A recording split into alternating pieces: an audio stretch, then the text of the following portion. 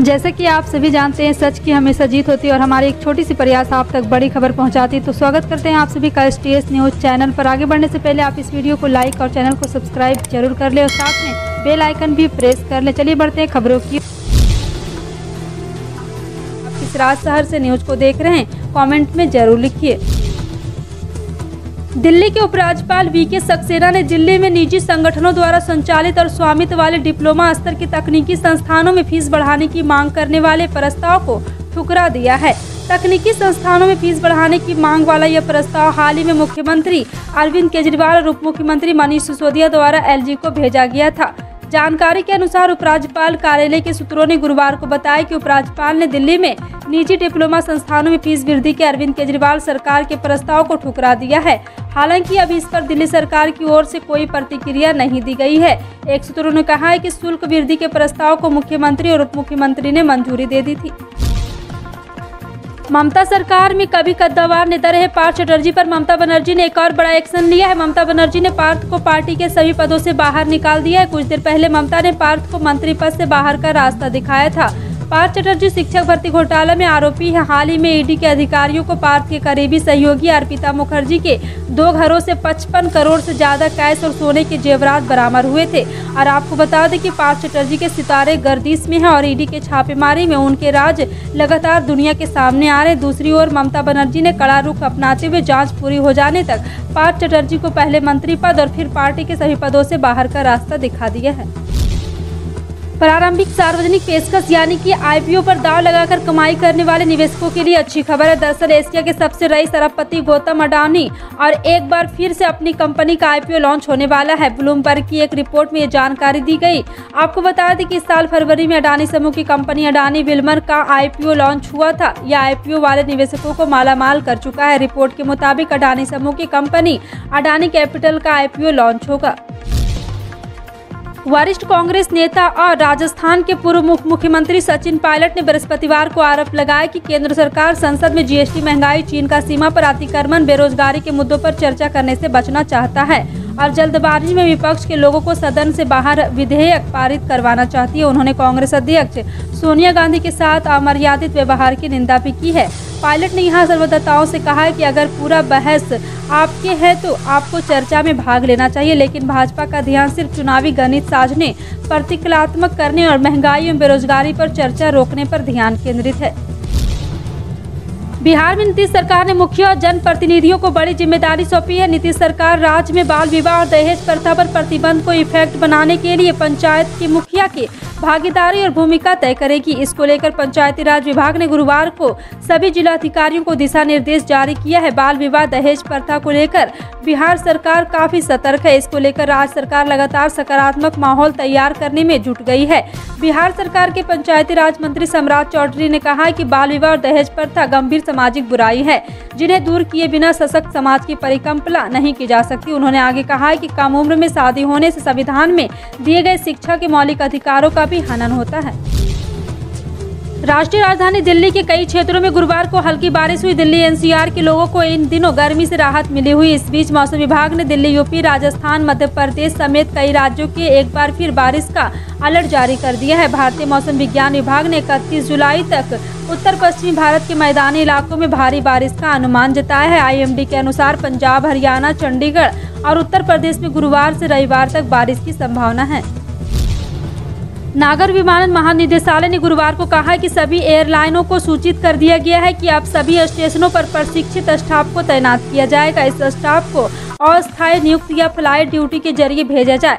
DGCA ने आगे बताया कि तकनीकी खराबी के कारण हाल में हुई घटनाओं की रिपोर्ट के आधार पर ऑडिट व स्पॉट चेक किए, जिसमें खामियां सामने आई है। साथ ही पता चला है कि प्रशिक्षित स्टाफ और कम से कम जितने उपकरणों की आवश्यकता है उसकी भी कमी आई है। डिजिटल इंडिया मुहिम के तहत अब भारत के शहरी क्षेत्र साथ ग्रामीण क्षेत्र भी आगे बढ़ रहे हैं। देश की ग्रामीण आबादी भी अब भारत में इंटरनेट के विकास को नई गति दे रही है। एक रिपोर्ट के मुताबिक भारत में इस समय 692 मिलियन सक्रिय इंटरनेट उपयोगकर्ता है, जिनमें से 37% उपयोगकर्ता ग्रामीण क्षेत्र से ताल्लुक रखते हैं। इनकी संख्या 351 मिलियन ट्रिलियन है। और आपको बता दें कि internet and mobile association of India की रिपोर्ट के अनुसार शहरी केंद्रों में अब 341 मिलियन उपयोगकर्ता। हालांकि लगभग 762 मिलियन भारतीयों ने अभी तक इंटरनेट को नहीं अपनाया। बिहार में मानसून की बेरुखी की वजह से बिहार के कई जिले सूखे की चपेट में आ गए हैं। इससे न सिर्फ किसान बल्कि सरकार भी परेशान है। इस हालात से निपटने और किसानों को मदद पहुंचाने के लिए सरकार ने कई बड़े फैसले किए हैं, जिससे किसानों को राहत मिल सकती है और वह सुखाड़ से निपटकर अपने खेतों में रोपनी कर सकता है। सुखाड़ जैसी स्थिति को देखते हुए सरकार ने निर्णय किया है कि किसानों को डीजल अनुदान दिया जाए। इसके लिए 29 जुलाई से किसान ऑनलाइन आवेदन कर सकते हैं। 2 साल पहले आया कोरोना वायरस अभी भारत ही नहीं बल्कि विश्व के ज्यादातर देशों में संक्रमण फैला रहा है। वहीं अब मॉन्कीपॉक्स वायरस नाम की बीमारी भी 75 से ज्यादा देशों को प्रभावित कर रही है। हालांकि इन 2 सालों में कोरोना के स्वरूप में काफी बदलाव आ चुका है। इस वायरस में लगातार होने वाले म्यूटेशन के चलते अल्फा, बीटा, डेल्टा प्लस और ओमिक्रॉन जैसे वेरिएंट आए। इनमें से कुछ घातक भी सिद्ध हुआ है। अभी भी कोरोना के ओमिक्रॉन वेरिएंट के सब वेरिएंट जब तब आ रहे हैं और संक्रमित कर रहे हैं। प्रधानमंत्री नरेंद्र मोदी गुजरात के 2 दिवसीय दौरे पर हिम्मतनगर पहुंचे। उन्होंने यहां साबरकांठा जिला सहकारी दुग्ध उत्पादन संघ के 305 करोड़ रुपए के मिल्क पाउडर संयंत्र का उद्घाटन किया। पीएम मोदी ने साबर डेयरी की 1000 करोड़ रुपए की कई परियोजनाओं की आधारशिला भी रखी। इसके बाद पीएम मोदी ने अपना संबोधन भी दिया। अपने संबोधन में पीएम मोदी ने कहा कि आज साबर डेयरी का विस्तार हुआ है। सैकड़ों करोड़ रुपए के नए प्रोजेक्ट यहां लग रहे हैं। आधुनिक टेक्नोलॉजी से लैस milk powder plant, aseptic packing section में एक और लाइन जोड़ने से साबर डेयरी की क्षमता और अधिक बढ़ जाएगी। उत्तर प्रदेश स्थित कानपुर में बीते महीने हुई हिंसा के मामले में पुलिस ने 4 आरोपियों पर गैंगस्टर एक्ट के तहत कार्रवाई की है। चारों आरोपियों के खिलाफ गैंगस्टर के तहत कार्रवाई करने के लिए पुलिस कमिश्नर और जिलाधिकारी ने निर्देश जारी किया है। 3 जून की कानपुर में हुई हिंसा में अब तक 60 लोगों की गिरफ्तारी हो चुकी है। मिली जानकारी के मुताबिक बिल्डर हाजी वसी, मुख्तार बाबा, अकील खिचड़ी, शफीक और हयात जफर हाशमी पर गैंगस्टर भी लगा है।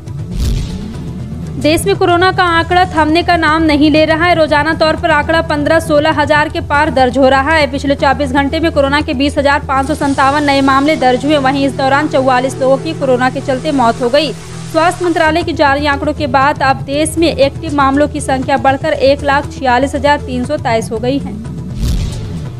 फिरोजाबाद में आम आदमी पार्टी के कार्यकर्ताओं ने महंगाई को लेकर सरकार को घेरा। इस दौरान जिला मुख्यालय पर जमकर विरोध प्रदर्शन किया। उन्होंने पेट्रोल, डीजल, गैस सिलेंडर, आटा और दूध के दाम आगे करने को लेकर हुंकार भरी है।